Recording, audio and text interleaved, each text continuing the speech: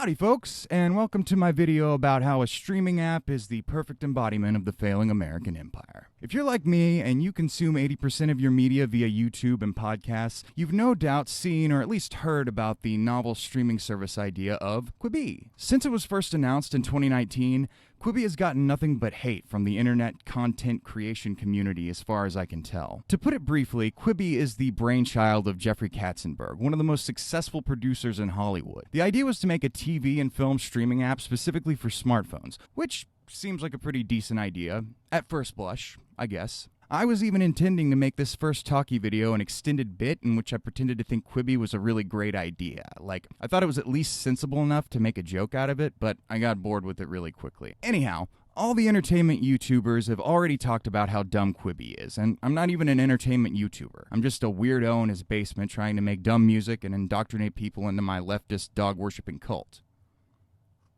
So the title and the thumbnail was clickbait, okay? I'm sorry. But stick around and I promise you will reap rich rewards. Anywho, despite seeing no shortage of paid advertising for Quibi, I can't recall seeing a single organic social media post about it. And the only discussion of the service I've heard on the unhealthy amount of entertainment podcasts and YouTube channels I consume occurred last year, when Quibi's baffling parameters were first announced. And then again in the few days following its launch on April 6th of this year. So here are the phone-specific parameters that were announced last year. It seemed that they were not only going to make this app specific to smartphones, but also exclusive to them. So, this new streaming app, much like Apple TV Plus, consists exclusively of original content, no back catalog. It was going to launch with exactly 0 titles anyone had ever seen or even heard of. This means that they, again, like Apple TV Plus, were going to need to have some big hits in order to have a snowball's chance in hell of being successful. Like, people are going to absolutely need to get in on the cultural conversation around some of Quibi's original shows to be motivated to bother downloading the app. Now, while Quibi's hypothetical or imaginary audience, whatever you want to call it, may be unfamiliar with any of the titles on offer, there's certainly no shortage of familiar names involved. Many of them pretty damn big names. Now, like I said, Quibi's big gimmick was that each original show was specifically designed to be enjoyed on a smartphone. This means that, in addition to exclusively featuring content with episodes of less than 10 minutes in length, each show is specially formatted for smartphone viewing. What does that mean exactly? Well, at first, to me, it seemed like it meant that this original content with actual production value was all going to be filmed or at least presented in portrait mode. Which seems crazy to me. I mean, don't we ridicule the boomer move of filming in portrait mode when landscape mode would have been more appropriate, which is pretty much all the time? No, it's not that, it's this. Instead of shrinking to maintain its shape when you turn the phone, the frame just fills up the screen no matter what. Which means that in both portrait and landscape mode, parts of the visual frame are going to be cut off. Honestly, I can't really think of any reason why this would be a positive feature to have in anything that you're supposed to be watching things on. To me, it just seems like a unique thing for the purpose solely of being a unique thing. Okay, so I believe that covers the main baffling oddness of Quibi. But there is one more thing. Quibi founder Jeff Katzenberg, whose resume includes being chairman of Disney Studios from 1984 to 1994, presiding over what's come to be known as the Disney Renaissance, and later co-founding DreamWorks, managed to raise nearly $2 billion from investors before the app had even launched. In isolation, this might not seem all that strange. But given everything else I've outlined so far about Quibi's idiosyncrasies, investing in this totally untested way of producing and delivering content seems like quite a gamble to me. When Quibi first dropped, my curiosity wouldn't let me resist downloading it, even though I thought it was a terrible idea then. After doing so, I was surprised to learn that they were offering a 90-day free trial, which I've never heard of before. So I signed up and started scrolling through the app's well-designed, modern-looking interface. I knew that they'd invested a lot of money into the app and gotten some big names involved, but my second big surprise was at how many high-quality and/or super famous actors and creators, directors, producers, and whatnot had shows on the app. There's a Most Dangerous Game adaptation starring a lesser Hemsworth. Check. Oh, and Christoph Waltz, too. This weird concept about celebrities giving each other money? I don't know who this is for, but, you know, different strokes. Free Ray Sean. Okay, this seems like it might be a timely one. Is the hashtag part of the show? Oh, then we have Barkitecture. I love dogs, especially when they build houses or whatever's going on here. And, you know, dog celebrities, that's a genre that can't really disappoint, right? And the host of Yo Mama is there. Oh, this show. I keep seeing ads for this. I haven't seen much Kevin Hart in general, but he doesn't really seem to be hurting anybody, I don't think. Or didn't Kevin Hart get canceled a while back? Oh, there's John Travolta. That's cool. Jean Reno. Josh Hartnett, everybody. Hey, if anybody can tell me what that was a reference to, I will shout you out in my next video or podcast episode. The guy from Kimmy Schmidt, Titus Burgess, I believe is his name. Titus Andromedon on the show. I like him. 50 States of Fright, produced by Sam Raimi. That seems like it's right up my alley. And wait, is that the dad from Smart Guy? Oh, look, it's Ender, playing a character named Brandon Boyd? Now that would be a gamble, making a biopic about the lead singer from Incubus. Count me in. Idris Elba and who? Doing what? And then there's this show, which features Will Forte and Caitlin Olsen remodeling houses. They're good. That's fun. Those house remodeling shows are my mom's favorite stuff. I guess they're pretty popular. A gay-themed game show. That's fun. I like gay stuff. Not really a fan of game shows, though, and I don't know who any of these people are. A Princess Bride remake.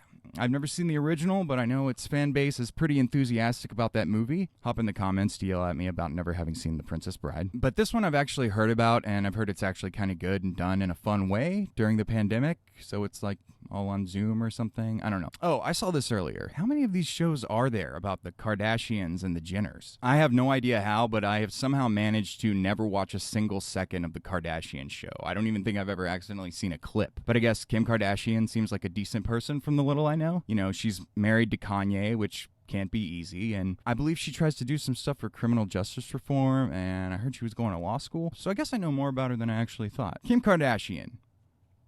She's good in my book. But why is the titular character of this show, well, I guess he's not a character, but a human person, but why is he third build? That's weird. Okay, toys are fun. I like toys and, big stuff. Oh yeah, I remember hearing about this. They stole this idea from Everything is Terrible, which is, another shitty thing about Quibi. And this is also familiar. Another house remodeling show, but this one is quote-unquote real and about people fixing up houses in which people were murdered. I like dark stuff as much as the next guy, but this seems ghoulish even for me. Alright, all I've seen of any of these shows is the first episode of the Caitlin Olsen, Will Forte one that I mentioned about them remodeling a house. And, it was okay. It was 7 minutes long. Fine. Fun to watch, actually.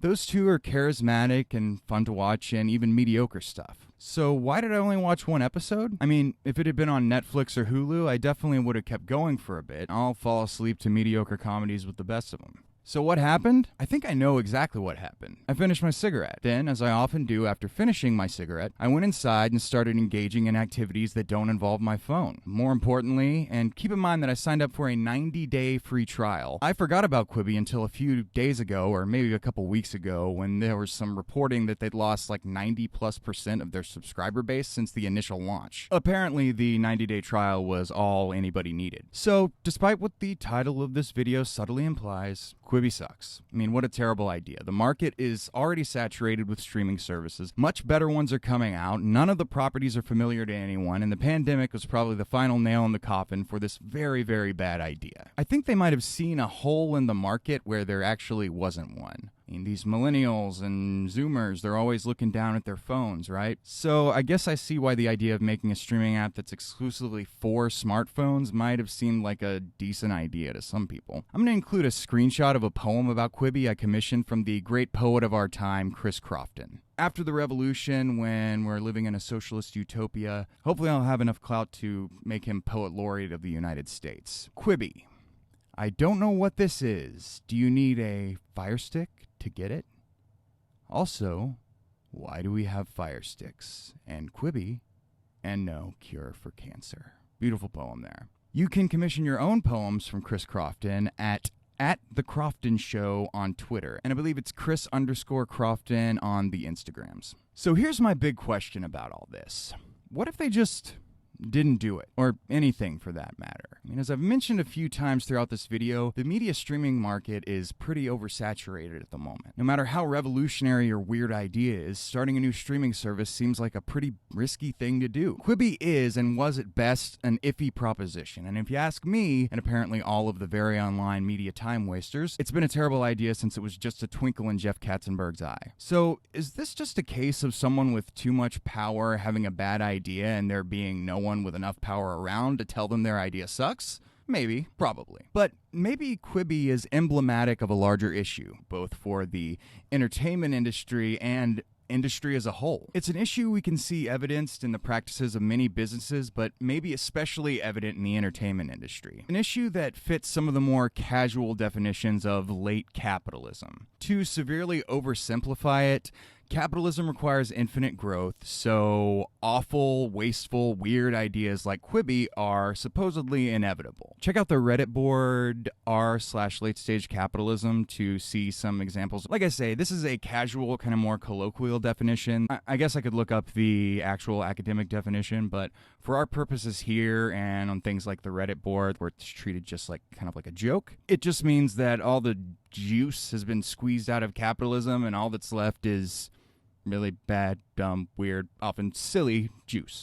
Side note here, some of you smart brains out there might Quibi with how I'm throwing around the phrase late-stage capitalism, but there's a pretty decent video from The Atlantic on late-stage capitalism, or late capitalism as it's sometimes called. I'll link it in the description. It's just a little 5-minute thing, and kind of goes over how the term is pretty malleable, so I don't feel too crazy using it for these purposes here. We're programmed to believe that capitalism's primary product is innovation, but Quibi is a shining example of intellectual waste. I mean, maybe some good creative things will be salvaged by a move to another streaming service, preferably one that people might actually watch, but it just seems like such a shame that all this effort and creative energy went into supporting this terrible business idea. I mean, think about what some great artists could have done with total freedom and a fraction of that money. And I mean, besides that, of course, think about all the good that could have been done if the $2 billion investment in this shitty app had been directed toward building houses or feeding people or paying off someone's crippling healthcare or student loan debt. So yeah, this video is political, but it's already too long, so if I feel there's any chance anyone will even know what Quibi is in a month, maybe I'll revisit the topic. Probably already too late on this. I will definitely revisit the topic of how capitalism sucks for artistic innovation and resource management, especially on a planet with limited resources. But I guess what's up in the air now is how much longer Quibi will be relevant to anything. Maybe the next clickbait thing I do will be claiming that Quibi is somehow connected to QAnon. I have such a love-hate relationship with the internet. If you don't know what QAnon is, this comment won't make any sense to you, but maybe Quibi isn't actually a bad idea, but much like Trump's misspellings in his tweets and stuff, it's actually a secret message from Q to inform us about secret stuff. Please give me your thoughts in the comments. If you care or have any, like, subscribe, comment, hit the little bell. I really want you to check out my new podcast, Breadsheet. I promise you it's awesome and you're 100% guaranteed to love it. It is available on Apple Podcasts, Stitcher, Spotify, Google Podcasts, Pocket Casts, really all the big podcast platforms. I've already interviewed the Daily Zeitgeist, aka King Christy Yamaguchi Main, and I have some really good guests lined up. One in particular you may have heard of if you follow leftist YouTube and Twitter and such. Also, please follow me on Twitter and or Instagram. If you subscribe, you can see more videos about this, whatever this video was. Thank you. If you've stuck around this long, you are literally Jesus. If you've left before now, you are literally